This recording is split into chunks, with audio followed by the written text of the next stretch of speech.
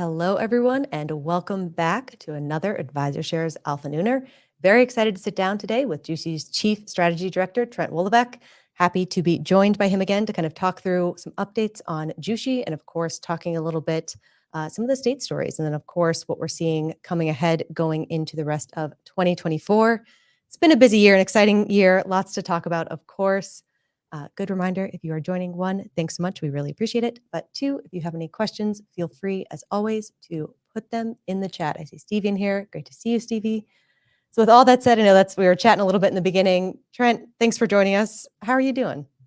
I'm good, Mackenzie. How are you doing? It feels like we're finally a couple weeks away from a lot of promising outcomes at the state level for adult use, and at the federal level, we'll finally see what the outcome holds. But I'm looking forward most to not getting a text every 15 minutes about donating to one person or another. That's for sure.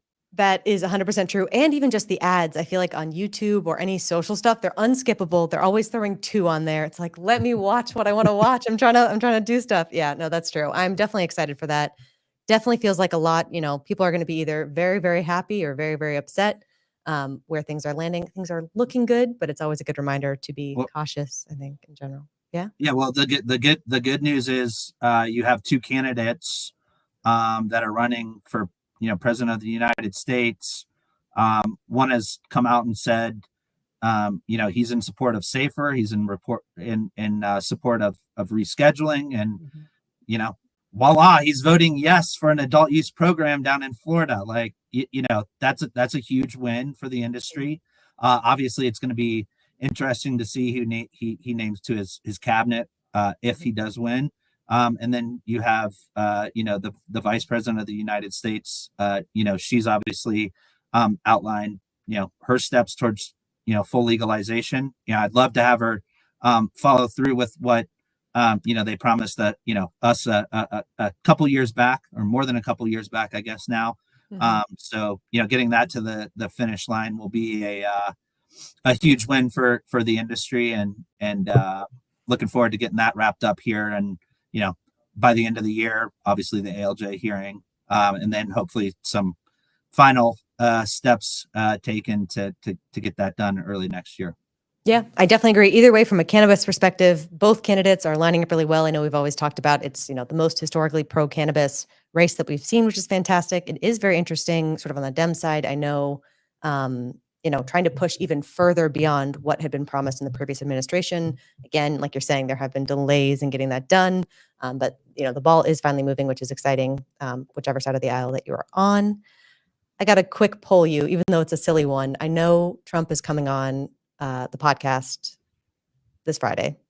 Not this podcast. On I wish this podcast on Rogan. That would be very cool. That would be crazy. That would be breaking news on Rogan this Friday. Do you think we get a mention? I know when Elon was on, I know that was like 1,000 years ago. I don't think he's going to light up on the Rogan podcast, but do you think it gets mentioned? What do you think? What do you think happens there? The internal optimist in me says yes.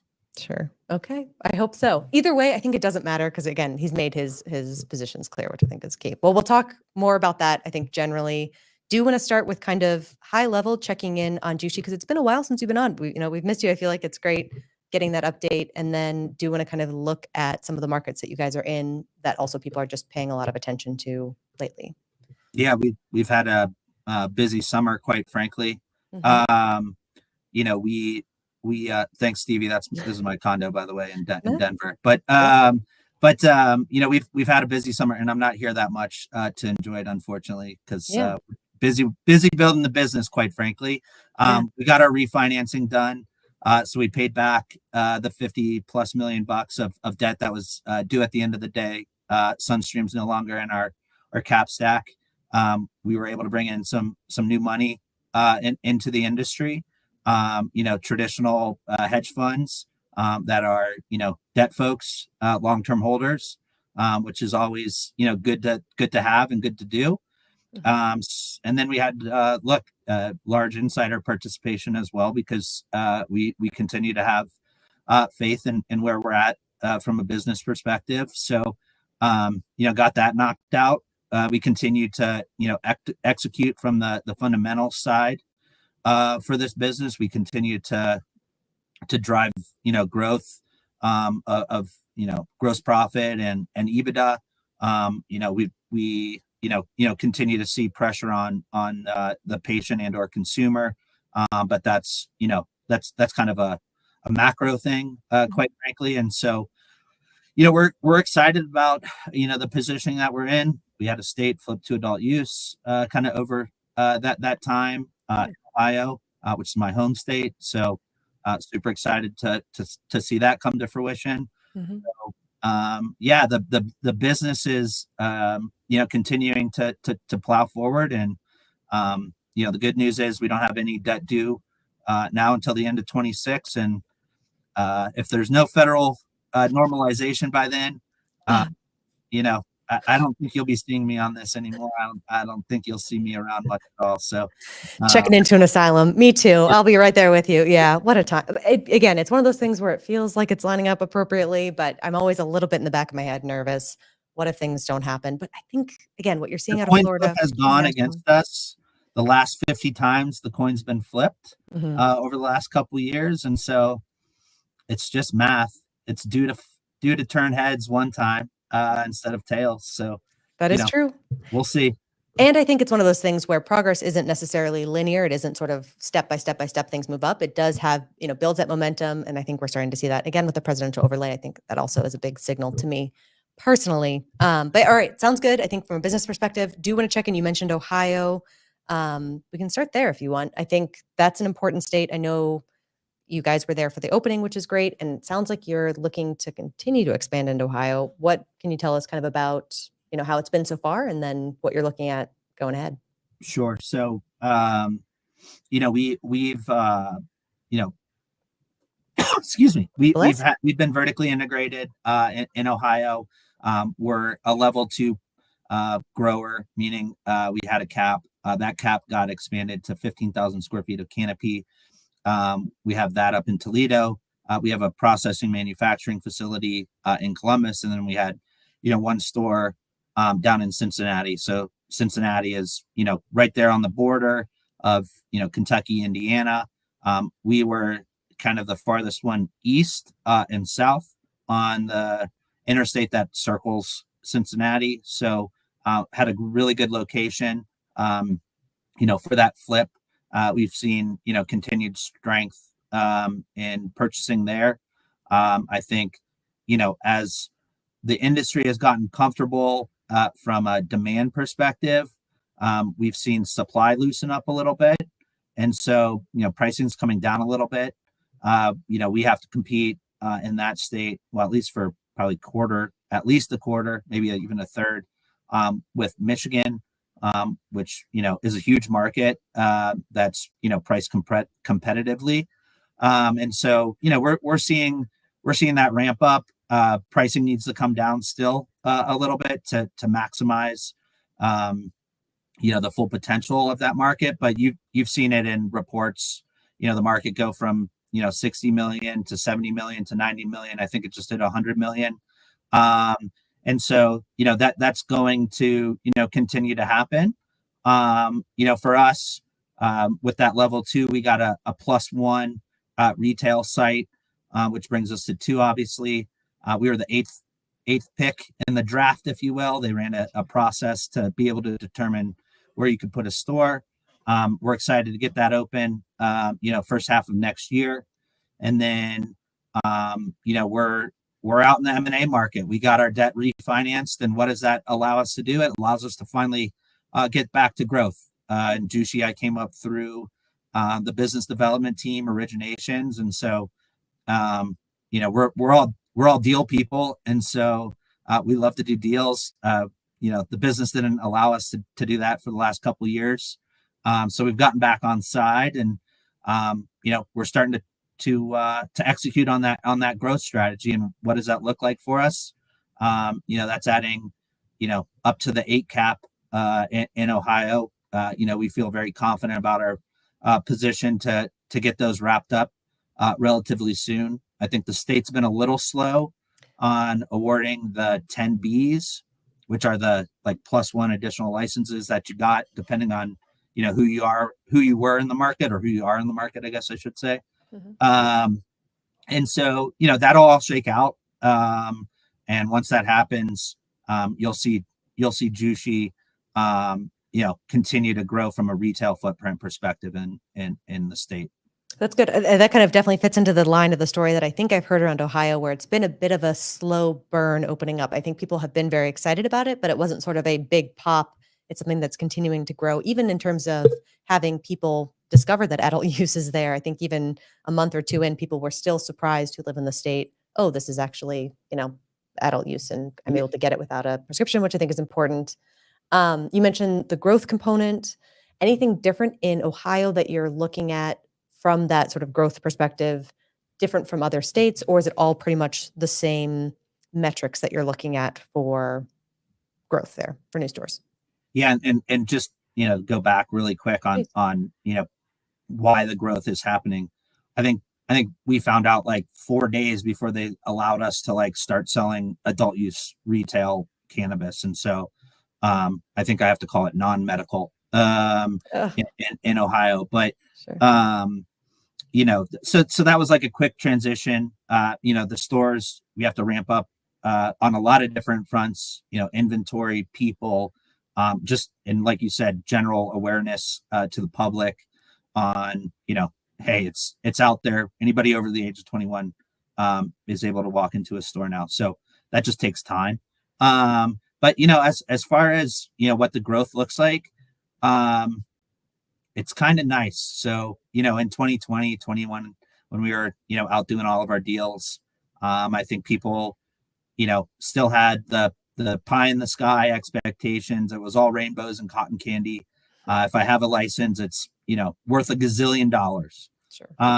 Now we have a little bit more of tempered expectations from private sellers. We're starting to see deals, land somewhere between 2 to 3x on projected EBITDA or actual EBITDA, just depending on the asset. And so, we feel like we're still really undervalued. But when you're talking about multiples at that level for M&A, that's really accretive to the shareholders. And so, Ohio is obviously one of the couple different markets that we're looking at, but I think Ohio is kind of, still fresh. Ohio, there are just certain parts of the state that may have had moratoriums, or they just didn't have enough licenses. We like to call them cannabis deserts. And so there's still plenty of opportunity to put new exciting retail stores that will do, 5, 10, $15 million of revenue for, a little outlay of cash and some seller financing. And, that's a win for people like us, for companies like us. Yeah, that's great. So it sounds like all the excitement that was, around Ohio was earned and is real in terms of being able to find that growth going forward, which is great to hear. I know obviously you are probably personally biased by being excited about Ohio. Is that one of the most exciting states that you're excited about from a company perspective too? It must be, right? I feel like just the growth. Yeah. Look, I think any time you have a state flip to adult use, it is going to be exciting. It's a market where we can, add 20 million bucks of EBITDA for us pretty quick. Yeah. Over the next, let's call it, 3-4 quarters. And that's a big bump for us. We're running at somewhere between 50 and 60. So, those are real numbers. And we're excited about that. So yeah, I'm a little biased, and my parents still live there, and, so on and so forth. But, I have a lot of friends still there, but there's still a lot of other great markets out there. I mean, we don't have a dog in the fight down in Florida, but like, I don't know how you are in the industry and not excited about that. I mean, there's a lot of trickle effects that come from, former President Trump saying what he did, to actually having people go to the polls and vote. Ohio was a step in the right direction with 57 plus percent passage there. You want to know how much money the industry spent to get that 57 plus? How much? I call that a donut. Goose egg. And so, the fact that I think, the industry has spent a decent chunk of money making people aware of what's going on down there on Amendment 3. It is going to, help ensure that we get over that 60%. And I think it's a strong message. The governor down there, um, What's he hypocrites doing? of all hypocrites. Yeah. I'll come out and say that because the man vetoed. The man vetoed and let's be very clear, a THCA bill and a hemp bill, but more concerned on the THCA front. But still, he did that. He doesn't want it smelling in public.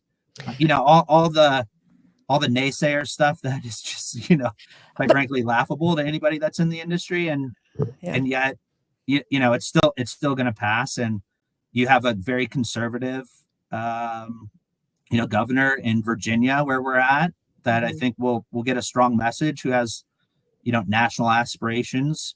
I'm not sure he can veto a bill, publicly for a second time and privately for a third time. So, I think there's a lot of repercussions and a lot of positives that come from that. And, you have a state Senate in Pennsylvania that, quite frankly, is controlled, not quite frankly, it is controlled by Republicans. And you have a state senator in Doug Mastriano who, is very much maybe even more conservative than former President Trump, who ran for governor against Josh Shapiro, who, got his clock clean, but he's still in the state, Senate. And so, I think there's a lot of validity in what former President Trump has done, and how that flows through to other states. And Florida will be a big message when people go out and vote for cannabis. Yep. So looking more for sort of the knock-on effects and the tone shift for more similarly conservative, I guess, ultimately states like Virginia. That makes sense. Yeah, I think a lot of people are looking at Florida sort of as a corner turn, I think, ultimately I know we have a ton of states already online. I know we've already been building the momentum, but it does sort of mark, I think, a new chapter. It's 22 million more people that will be able to buy adult use cannabis, period. Yeah, that's a lot. And that's a big deal. Yeah, no kidding. That's fair. All right. Well, then you mentioned Virginia. Did want to check in there just to see how things are going. I know it's been kind of a clunky rollout a little bit on the state side of things. What can you tell us? What are the updates kind of for Virginia? Yep. Look, we continue to see strong medical growth in that state. We're going to continue to see that. I can say that with 100% certainty because they finally awarded a license in HSA 1, which is, one of the 5 health service areas within the state. So AIR won that license. So, they'll be able to build out their stores. And, every time a retail site is popped up, more patients will come in to that market. And so, I think having that be stood up with a company that, has the financial wherewithal, who understands retail, is a big deal for patients down there to come into the market. That'll allow us to obviously increase wholesale. We have the capacity. We're building out additional capacity to help support that. And so, we're really bullish about, kind of the position we're in on the medical side in Virginia. Mm-hmm. Also, there was a transaction, obviously, Verano coming into the market, buying one of, Columbia Cannabis. Cannabis. They changed their name, to be fair. Yeah. And so that them coming in to participate in that market, I think will be a huge boost to patients in that HSA. And so, we're really excited, first and foremost, to continuing to grow and service the patients of the Commonwealth. And then, we've seen, a bill quietly killed 2 sessions ago, and then a bill, pretty publicly killed last session around a retail, commercial adult use market. It was a bill that that everybody, all the stakeholders were bought into, which is like the most disappointing thing around, the hemp folks, the social equity folks, the grassroots folks, the industry folks. And so, again, we'll see if the governor, bless you, Thank you. is able to understand, what and where, and how that shakes out again when he gets to his desk. And then who knows if he's even there, quite frankly, depending on the outcome of the federal election. I think he's been positioning himself extremely aggressively to be part of that administration. So, you could have a totally different landscape when session comes around at the beginning of next year. So, still a lot of questions. I think the good news is a lot of people understand the need in the Commonwealth, both legislators and the regulators, because they've created a system that, quite frankly, just isn't working with the decriminalization and all the illicit product that's been flowing into that state for quite some time now. Yep, I think that's true. I think to me, the fact that it's obvious does make it a little more frustrating. And I know those things, I think, eventually work themselves out normally, just kind of through time. Do you think, I don't know, what pushes that forward? Is that just sort of naturally things shake out because, not they have to, but what is currently in place is not working and there is a path towards a more obvious, better way to do it? Or do you think it's something where, some of the operators in that state kind of come together more and try to push for it, kind of different than we've seen in Florida, but something like that where you see that sort of collective action? Anything in particular that kind of push that forward? Like I said, we as the industry and that includes the hemp folks down there and all the grassroots folks, like we all came together last year to get something done. And so you just ran into a buzzsaw, unfortunately, that was politics. I didn't get my way, so you're not going to get your way. Then that was around a whole bunch of things, but namely the stadium deal, the arena deal that they wanted to get done in Northern Virginia. It came out later that the governor didn't even have a signed LOI with the owner of the two teams. So you didn't even have a deal. And so good on the legislator for recognizing that and not committing the state to $2 billion for something that wasn't even for sure going to happen. On a side note there, but anyways,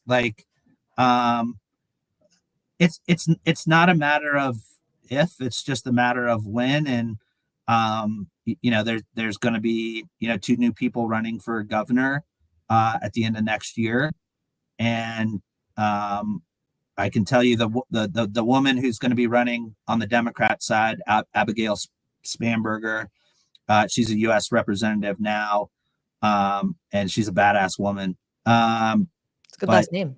Yeah. And she's former CIA. Her favorite movie is Spy Game, just really cool as Don't well. want to mess with her. And so, she understands and knows what needs to be done there. I think you're starting to see, even more bipartisan support. And I think November will be an even bigger signal to folks in the legislature. It's time to get on side and be part of the conversation rather than, just getting something shoved down your throat. So that's kind of how we're thinking about Virginia right now. Yep, I think that makes sense. And not to tie it all the way back to DeSantis and everything that he's saying, but I think a lot of the opposition tends to be a lot of the criticisms, I think, for cannabis tend to be anyway more targeted towards the illicit market, but it's, painting it all with the same brush and it's not the same. And I think those differences are clear and clearer kind of with time as, I think politicians are more and more intimately familiar with, what operators are doing to make things safe and not for kids and all those different things. So I think that just comes with time. I think we are definitely at a point where that is much, much, much more in the conversation anyway. So I agree there.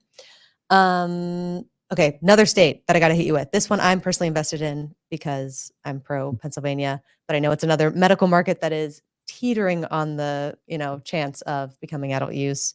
What are the updates there? What are the impacts for JUSHI? Can you tell us? Sure. Quick updates. Um, you're finally having all the key stakeholders that need to be at the table. You talk about coordination within the industry, but it takes a lot more than just the industry to get a bill passed around adult use. So, there in Pennsylvania, you're talking about the unions. You're talking about a lot of social equity that needs to be implemented there. You're talking about a Democratic controlled House, a Republican controlled Senate, and so you need to have a deal cut between those two chambers to then be okay with all the other stakeholders within the industry to get it to the governor's desk. And once the governor gets something on his desk, he will sign it, which is the good news for that state. But yeah, look, all those conversations are being had. I think all those conversations are about on the 1 yard line. I think you'll see, early next year, everybody lock arm in arm and plow forward with a piece of legislation that can, get done and dusted.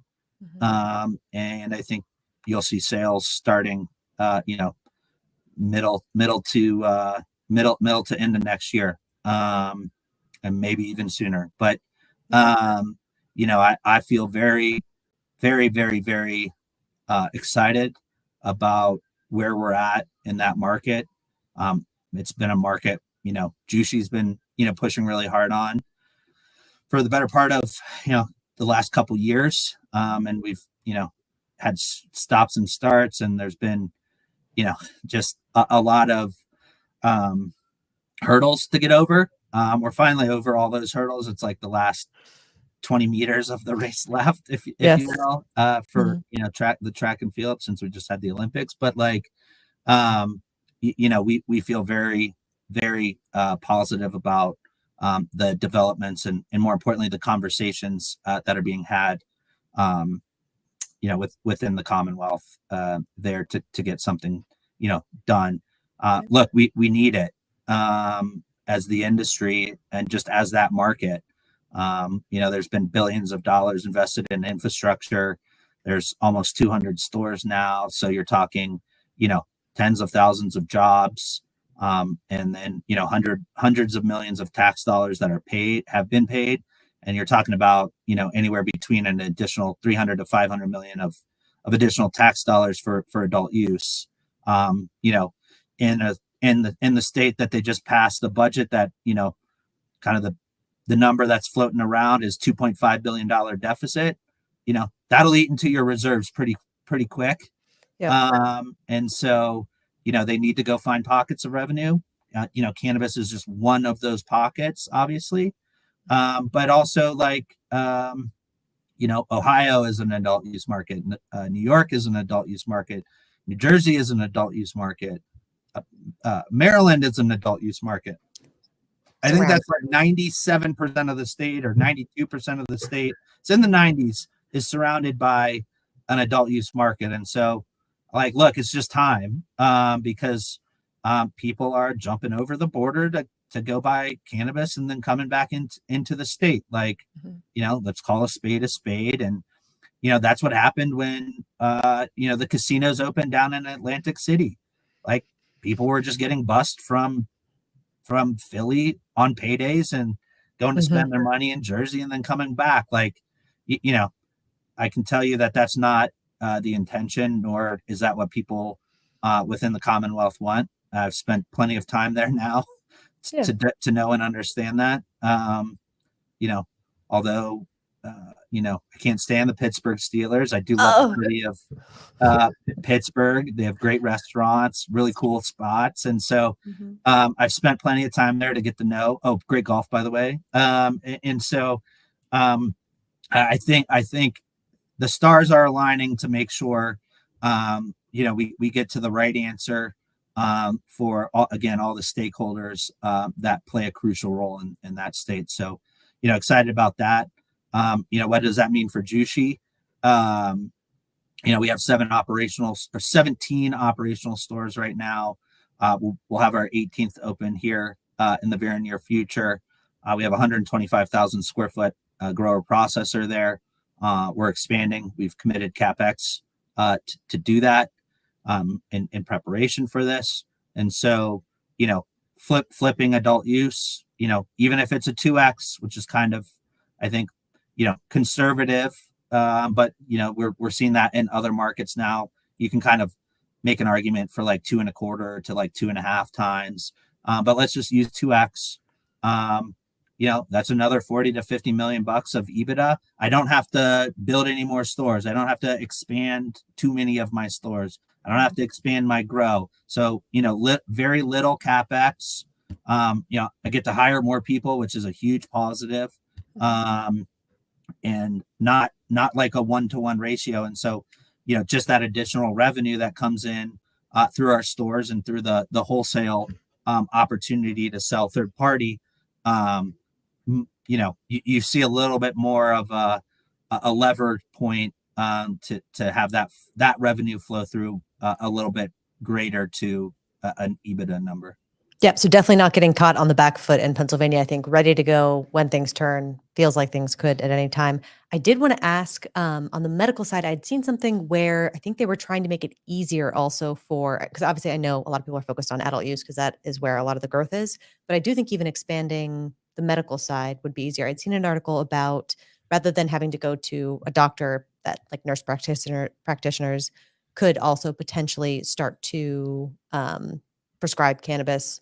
Does that have would something like that have any impact, any noticeable impact or? Yeah, I like maybe a little. Okay. I mean, that market, it is already about, 5 to 5.5% of the total population is in the medical program. That's like an astronomical number versus other states that are probably closer to like 2 to 3 for mature medical markets. Virginia, we're still like floating around 1, quite frankly. And so, you can only have so many people that want to come in and get a medical card, a medical recommendation. So, again, like, we just got, state level 280E cleaned up. I mean, every couple million bucks helps us. We're talking about a market where we have to, test the product twice. So that adds some costs. That's being worked on. Like there's little, medical cleanup things that we can do, but I got to be honest, that's not really my focus. Adult use, looking ahead. That makes sense. That's our focus. I mean, you still can't even do pre-rolls in the state for some reason. We just got trochees through, and that's becoming a big thing there. So yeah, look, the focus and the real shot in the arm for the industry, and it's all the operators, is the sale of adult use cannabis in the Commonwealth of Pennsylvania. That makes sense. And again, I can't think of a better state that has 2 cities in it that seem very designed for cannabis users. They have in Pittsburgh, salad where they put French fries on it. Perfect. Pennsylvania or Pittsburgh or Philadelphia. I feel like hoagies, classic. Gotta be. I feel like there's like such good food for like people who are cheesesteak sandwiches. Cheesesteaks. Voila. Classic. Yeah, exactly right. Yeah.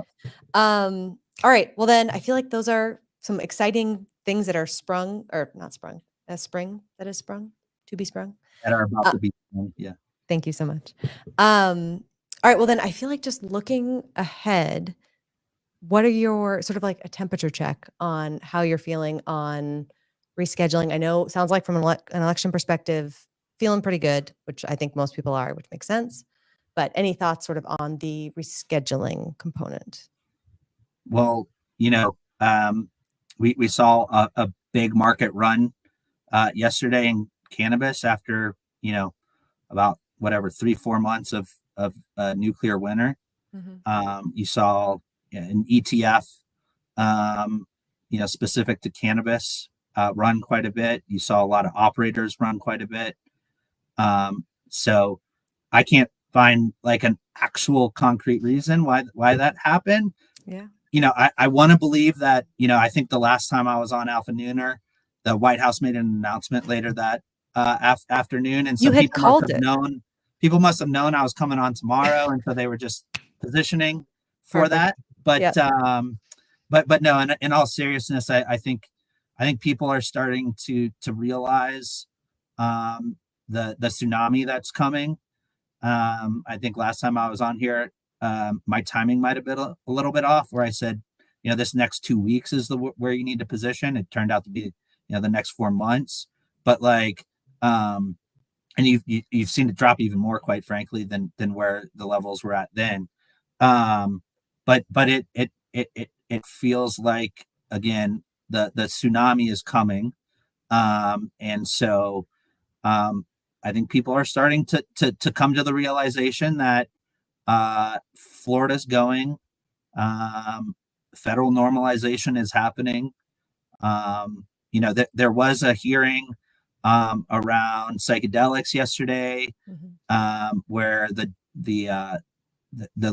judges allowed certain people that were going to testify around the positives actually be able to testify. They haven't testified yet. So like, that's kind of interesting. Maybe that's a little bit of an indication for what's going to happen in December with rescheduling. But again, like, it's going to happen. When does it happen? That would be like the $100 billion or $200 billion question, because that's probably what the market cap will become of this industry over the next whatever couple years, 5-10 years, depending on your horizon. But like, the one thing I do know is people continue to consume cannabis. The consumer is getting squeezed, and so you're seeing a little softness, and probably a little bit more transition than the regulated industry would like to the illicit market. And that's just because there's no enforcement being done on that side of the tape with THCA flower. And let me be very clear, that's a totally separate bucket than Farm Bill compliant drinks or maybe other infused products. That this one's like a pinhole within the loophole. And so, when you're crunched for cash in a world where regulated cannabis can't take credit cards, in a world on the vape shop side or smoke shop side where they can take credit cards, and they do take credit cards. When I go buy illicit product, I use my credit card. And so it's a lot less friction for patients and or consumers. And when you can kick the can down the road on a $20-$40 purchase, an extra 30 to 45 days, that's a big deal. Hey, I know I got to spend, a couple $100 on my rent next week. So I can't spend the $20 of cash to buy an eighth. That's a big deal. And so, again, in time, that enforcement will come, and that loophole will be closed. And we'll continue to move on, from a strong fundamental perspective. But, again, you can see it happening, you can feel it happening, and you can, see it actually happening the last couple of days, to where I think people are starting to lay their bets on what happens over the next, not only couple weeks, but couple months. I agree. You can definitely also smell it happening, unfortunately for DeSantis, but it's true. It is coming. I think people are doing it more and more. And like you're saying, I do think we hopefully see more kind of enforcement come into play. But I do think as things change for the cannabis industry, just not having to fight as much with, all your hands tied behind your back and all those things will make it easier to kind of have a more fair comparison with the illicit market. And that will pull people ultimately, I think, towards more regulated products. Look, I think Verano,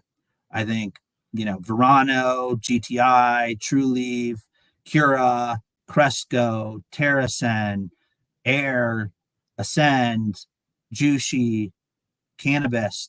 I think we would all love to run a 40-yard dash. We would love to run a 40-yard dash against anybody.